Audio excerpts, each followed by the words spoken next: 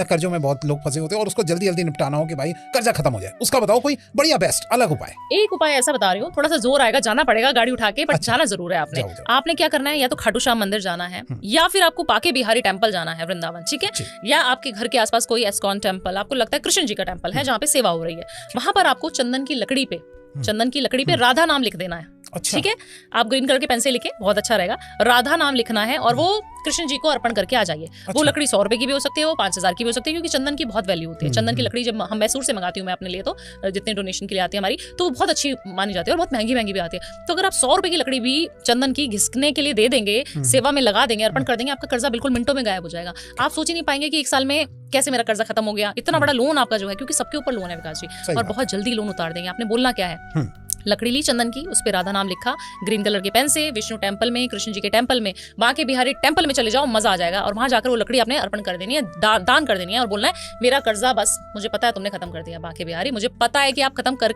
ही दिया आपने 2026 में। इतने कॉन्फिडेंस से बोलना है, और बस मैं आने वाला हूँ, आप देखो 2027 में जनवरी में मैं आऊंगा, प्रसाद चढ़ा के जाऊंगा, आपकी सेवा करके जाऊंगा, बोल के। तो देखो हमारे यहाँ विकास जी हर चीज की ना दौड़ है, हम लोग इतनी हबड़-तबड़ में रहते हैं ना, हम लोगों के पास उठने से लेके सोने तक का सारा शेड्यूल्ड है, बट हम ये नहीं देख पाते कि हमने भगवान को कितना समय दिया, हमने भगवान को कितना प्यार किया, हमने उसके लिए समर्पण क्या किया, वो कहीं ना कहीं मिसिंग है। सही बात है। मैम ये बताइए कि अगर कोई बिजनेस किसी का ना चल रहा हो तो बिजनेस का बताइए मैम कि क्या उपाय होता है, और ऐसा बताना कि भैया कल से उनके पास क्लाइंट आना शुरू हो जाए जल्दी से जल्दी।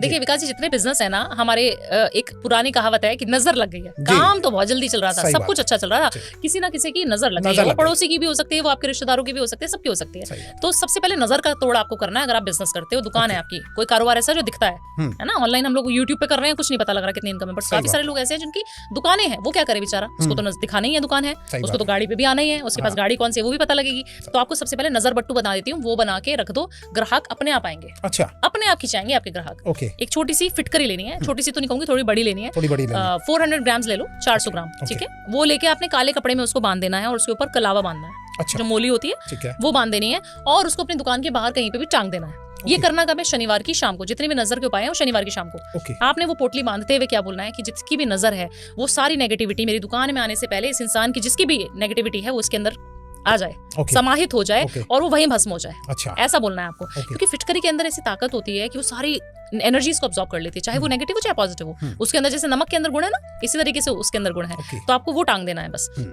शर्त क्या है, लोगों के घरों में जाती हूँ वास्तु करने के लिए, दुकानों में जाती हूँ वास्तु करने के लिए, वो फिटकरी तो टंगी रहती है। अच्छा। उस पे जाले लग रहे हैं, उस पे मक्खियां भी नक रही हैं, उस पे गंदगी चिपक गई है, उसको कभी साफ ही नहीं करा खुल के, उसको आपने डिटॉक्स भी तो करना है। अच्छा। क्लिनजिंग भी जरूरी है।